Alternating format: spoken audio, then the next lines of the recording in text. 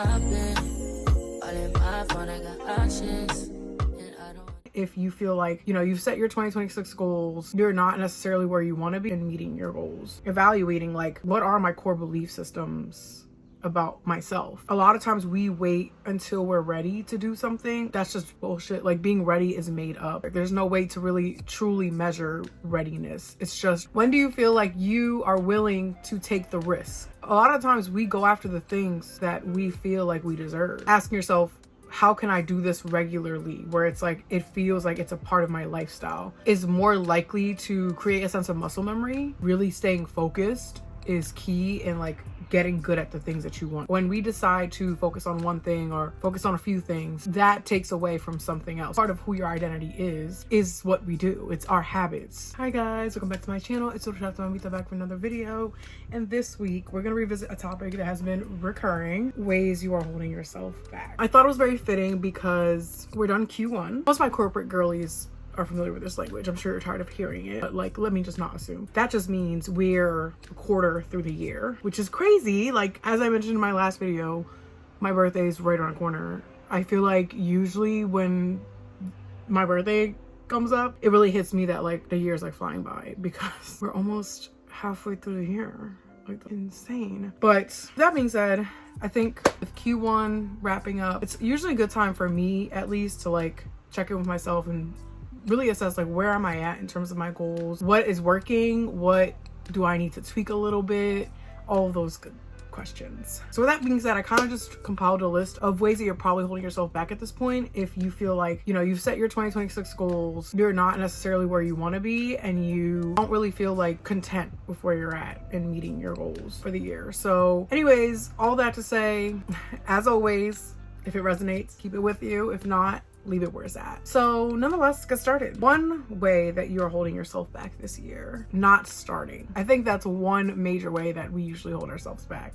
Again, I'll speak from my own experience, but I know this is a common thing that gets in the way of, being productive, feeling like you're on the right track when it comes to accomplishing your goals. And I say this because, going back to a point that I made in my last video, a lot of times we wait until we're ready to do something, or we feel like we're ready to do something. Honestly, that's just bullshit. Like, being ready is made up. It's something that everyone has a different understanding of. Like, ready to me may be so different than ready to you. And essentially, that's not a metric. There's no way to really truly measure readiness. It's just, when do you feel like you're ready? I just use ready.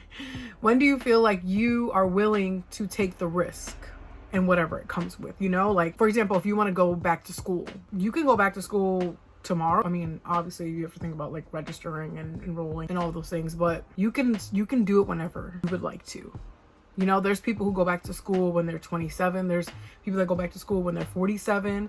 There's people that go back to school when they're elders. Like, there's no right timeline to do things. As long as you have inclination, as long as you have an interest in doing something. And once again, once you feel like, okay, I'm okay with whatever this comes with, like, because at the end of the day, regardless of whether you start a few days from now or you start a few years from now, you're going to face the challenges and obstacles that you're going to face, because that's what naturally happens when you take on new responsibilities, when you embark on new journeys. And so I think what I ask myself, instead of am I ready for this thing, is, am I willing to take this thing on right now? And I think that's more telling than, again, this measurement of readiness that we tend to base our decisions off of. Something else that typically holds us back from accomplishing our goals is feeling like essentially we're not good enough, or we're not worthy of those things. Again, a lot of my videos really overlap because obviously these are my beliefs. And so if you are a true fan and you watch all of my content, like, I'm sure you're like, Estella, you're repeating yourself. It's all tied into each other, because at the end of the day, the question is, who is my higher self and how can I become her? And so, yeah, I think one core belief, it goes hand in hand with a lacking confidence, is it's feeling, again, a lack of self-worth, because a lot of times we go after the things that we feel like we deserve in life. And I'm gonna quote The Fault in Our Stars, and essentially it's the saying that we accept the love that we think we deserve. I think we also accept the opportunities that we think we deserve. We go after the opportunities we think we deserve. And so really sitting with ourselves and evaluating like, what are my core belief systems about myself and the type of life that I am worthy of, I think is very important before going after any opportunity in pursuing your goals. Another thing that typically holds us back is, especially for me, I feel like I'm very much in a season where I'm working on this aspect of life, but being more consistent. And I think before I used to think, select drastic actions led to success. And I just feel like I'm at a place now where that's far from what I feel. Like, if anything, a lot of, again, these mini actions, these consistent mini actions will more likely set me up for success than doing these grand gestures every so often. I think making sure you implement something in your routine to the point where it's like clockwork, like, asking yourself, how can I do this regularly, where it's like, it feels like it's a part of my lifestyle, is more likely to create a sense of muscle memory. And I think when you get to that point, and I'm going to use the term flow state, is when you really start gaining traction in accomplishing whatever it is that you want to accomplish. Not to say that these, drastic measures don't ever need to be taken when you have certain goals and you have certain ambitions. Also, don't mind me sipping my watered down 7 Brew drink in the meantime. That's not to say that some of these drastic measures aren't necessary. Again, going back to the example of going back to school, a drastic measure, in my opinion, and again, this is subjective, but for me, is to actually apply for schools. That's drastic. That's a very big decision. It's all dependent on that. But how you want to go about, scheduling your schoolwork. Cecil's here. He's so cute. Come here, oh my God.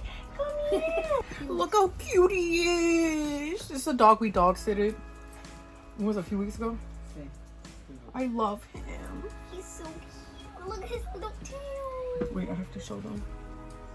Oh, you're such a sweetie. Back to what I was saying, guys. To me, a drastic measure is applying to the schools. You can't go back to school if you don't go through the application process. So I would say that's a drastic measure, because you being able to accomplish that thing, going back to school, is dependent on that first step. But again, breaking your schoolwork down, your assignments down into pieces, creating a schedule for your schoolwork, like, that's something that is more so subjective. Like the way you're studying, for example, like those are more like consistent actions that are needed in order to complete the course or the school year and get that degree. Something else that typically holds us back from accomplishing our goals is not being focused and having too many distractions. And this is so real for me, because I feel like everyone has their own way of working.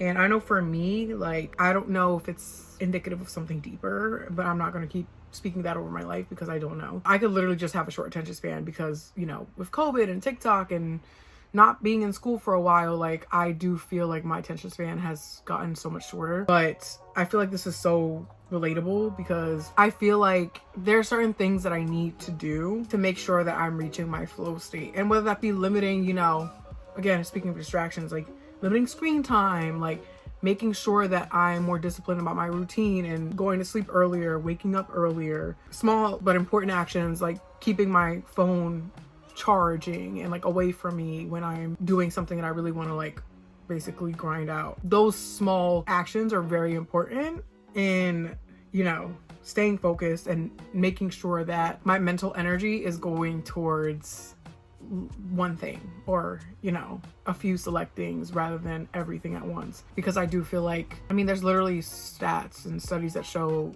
that multitasking decreases true productivity because you're not really doing all of those things as well as you could be if you were to just focus on one thing and designate, your mental focus on that one thing. It goes along the same lines of like, yeah, you could multitask, you could do a lot all the time, but like really staying focused is key in like getting good at the things that you want to and actually feeling like you're making progress when it comes to them. Speaking of staying focused and narrowing your attention, something else that usually gets in the way of accomplishing, your goals is saying yes to too many things. This is just this idea that you're not being selective enough and basically not maximizing your time or energy because once again, your focus is on so much. Like, we are human. We cannot do everything at once.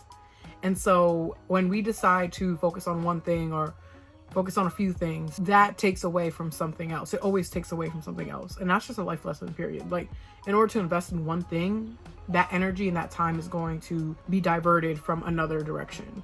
And so really being selective about what you're saying yes to, I think, is super important, so that, you know, you're not experiencing burnout and you're not also resenting people. And at the end of the day, you're not taking time and energy away from the things that you truly value and you do want to accomplish. Because again, we're trying to lock down our goals, okay? We're trying to get shit done. We can't get shit done if we treat our time and our energy like it's charity. Like, and there's nothing wrong with charity, but you can't give yourself to everyone and everything. And I think that's kind of what I'm getting at here. So even though I said earlier that being consistent and like taking small, frequent actions is super important in, you know, accomplishing your goals, it's also super important to take those drastic actions. And that just means taking more risks. And I guess that's what I would define a drastic action as, is doing the scary things, like doing the big things. And to me, the big things are like the things you might be hesitant to do because they feel daunting and like maybe you don't have experience with it. Like, again, a lot of times it's taking that first step, enrolling in school, you know, going back to the gym, cutting out, you know, high carb food items from your diet. Like, those are drastic things. And I think as much as the small consistent actions matter, also making it a point to take those big leaps at times when necessary is very important in accomplishing your goals. Something that typically holds us back from accomplishing our goals is also surrounding ourselves with the wrong people. And again, I'm a firm believer of, you know what they say, like, find the 5 closest people to you, show me the 5. I'm so bad at quoting things and I love doing it. Like, it's just an issue. Show me the 5 people closest to you and I'll tell you who you are. And that just means your circle is very much pivotal. It really does end up defining who you are. It really does mold your character and like the direction you end up going in life. I mean, obviously there's a level of agency there, right? Like, you can decide, I want to take the good things out of all these people in my life, but like there still has to be that level of intentionality of like, you know, overall I want these characteristics from this person, like generally their moral compass or whatever it is that you value, like their success or whatever, like they are like this. Is that something that I'm okay with sticking with me? You know, like, is that something that I want to become more like? And sometimes what's holding us back from accomplishing our goals is not just your lack of ambition or a lot of these things that I mentioned before individually, but it's literally like, who do I have as an accountability partner? Like, who can I look over to inspire me and to, you know, give me fuel to keep reaching for the stars? And so really asking yourself the hard questions and saying, like, are the people in my community, in my circle, are they helping me move closer to the things that I want to accomplish? Or am I veering off track because of them? Those people should make you better, you know, whether it be, again, when it comes to morals, when it comes to success, like there should be something in each of them that's like helping you become better as a person. And if they're not, then they're stopping you from accomplishing your goals and from building your dream life. Is it worth it? I don't know. You ask me, sister. Something else that typically gets in the way of accomplishing our goals is basically not setting goals that are specific enough.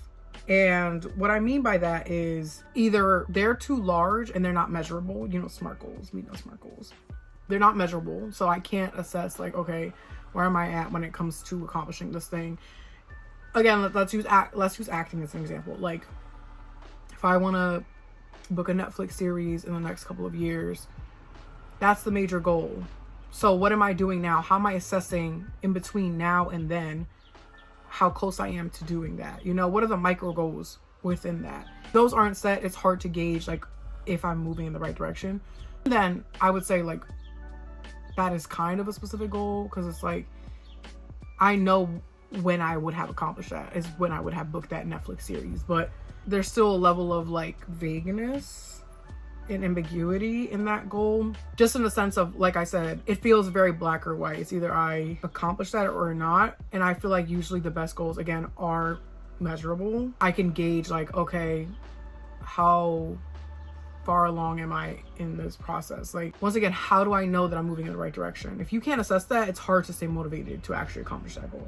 You're just gonna keep feeling like you aren't getting anywhere as long as you're not accomplishing this, what seems like this major thing, rather than saying, okay, like, you know, I booked a couple of short films or student films, so I know I'm moving in the right direction, you know? Something else that usually explains not feeling like, you know, we're making progress in attaining our goals is feeling like our routine hasn't changed to align with our goals. And this gets at kind of like the earlier point where, like I said, that these small actions are really important. Really feeling like your routine reflects the goals that you're setting for yourself, I feel like is super fundamental here, because once again, it has to be a part of your lifestyle. Like, you have to feel this thing, you have to see this thing, you have to immerse yourself in this thing. If this is what you want to accomplish, like, it should be around you frequently. It shouldn't be just like a one and done type of thing. Like, you visit it and revisit it every few months. Like, okay, cool. Maybe if the measure is drastic enough, like, you could argue that. But like, in my opinion, that's less likely to help you accomplish your goals than saying, okay, every day I'm gonna do this thing. I'm going to read some scripts. I'm going to watch TV and film and like study the acting in them. Like, I'm going to collaborate with people who are also passionate about acting. I'm going to work on a monologue. These are smaller commitments that make sure that you're still regularly exercising the muscle, because that's really what it comes down to at the end of the day. Like, an athlete is not an athlete if he's not regularly engaging with that thing, you know? And we can talk about, like, at your core, you know, within your soul, who your identity is outside of what you do. But like, a big part of who your identity is, we can't deny, is what we do. It's our habits. So it's like, if this is something that you want so bad, like, you need to embody that as you move throughout life, as you move throughout your weeks. And the last thing that usually gets in the way of us accomplishing our goals is you're letting your feelings get in the way of getting shit done. And in other words, that means your discipline is lacking. Mind you, this is also something that I have been working on over the years. And if this doesn't resonate with you, it doesn't resonate with you, because I know some people are just like, oh my gosh, I hate horoscopes. But hey, I'm a Cancer moon. What does that mean? Let's just take away the horoscope aspect. I'm very emotional. When I feel things big. I feel things hard. They're very intense. It's like the world's stopping. The way I'm describing it is how dramatic it feels. Like, I wish I was dragging it. I'm not. Like, when I'm sad, I'm really fucking sad. When I am angry, you're gonna see some steam. But also when I'm very happy, when I'm feeling goofy, like, you will know. The energy is very loud. Okay, my vibes, my energy, my feelings, they have a presence. I'll say that. And so I understand how sometimes it is hard to compartmentalize your feelings when you want to do things. But as I've explained to you guys before, like, discipline does not care about your feelings. And whenever I've accomplished something in my life, big or small, it's been because I was able to show up for that thing regardless of how I felt. You know, I could be sad, I could be angry, I could be having a really hard time, but that didn't change the fact that I felt like my desire for that thing, for accomplishing that thing, was more important than how I felt in the moment. And that doesn't mean that my feelings don't matter. Okay, I want to keep stressing that to you guys. That doesn't mean that I can't cry when I feel like I need to cry. It doesn't mean that I should be happy all the time and I should fake it. Absolutely not. I don't believe in that. I think you should be true to how you feel. If you're sad, let yourself be sad. That's fine. And if you need a day, take the day. If you need a few days, take a few days. Now, I'm not sitting here and telling you to miss class or not go to work for a week because you're down in the dumps, or to just completely quit. To me, quitting is just like not dealing with it at all. Versus like when you're making the active decision to maybe shift things around in your life so that maybe it is more manageable right now. Like for me right now, like I'm taking a break from acting classes. That to me was something that I needed to do for my mental health, because genuinely everything around me has been nonstop and I just need a moment.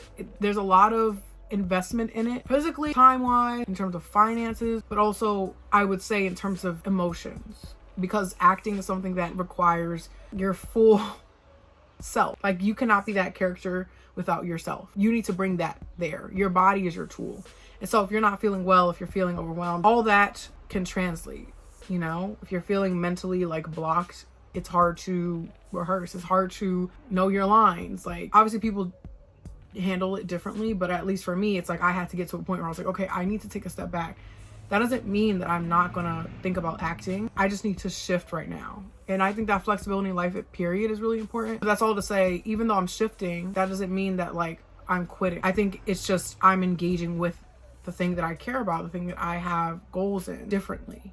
And that's okay, you know? But I'm not letting my feelings completely stop me from doing it. I think that's a big intention for me. It's like, even when I'm taking a break from like acting or whatever, I mean, I'm gonna focus on that because that's the example I'm giving you guys, but I'm not telling myself, okay, for like a month or two or however long I end up, you know, stepping away from it, I'm just not gonna engage with acting. I'm just not even gonna think about it. No, like, this shit's always on my mind. Like, I'll watch a movie to just like assess, okay, different acting techniques, different actors that I kind of want to take notes from. I would commit to, like, at least right now, especially, like, I'm like, okay, even though I'm going to take some time away, I am committing to finding a monologue and like you basically getting myself tape filmed so that I can start applying to things again. So even though it's a break, I'm still engaging with my passion, you know, because I care about it. And it's something that I don't want to lose muscle memory in.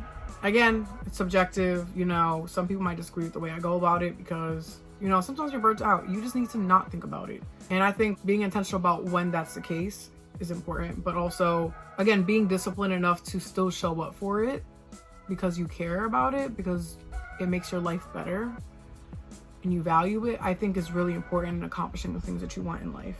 That being said, I hope this video resonated with you guys. There's plenty more that I could probably list for you guys, but I think I highlighted like the bigger picture items here. I hope you guys enjoyed. I know I didn't do like a get ready with me today because, speaking of life being crazy, it just did not, it was not in the cards today. It was not in the cards. I'll probably try to do like a look for you guys next time. Maybe like a night out look. I don't know. We'll brainstorm. Might do like another trend or something, if anything. But today we just had to keep it simple. Speaking of being flexible. Anyways, y'all, I hope you enjoyed this video. Like, comment, subscribe if you did, so we can keep it going. And I hope you stay tuned for the next upload. Something that makes me look at you too.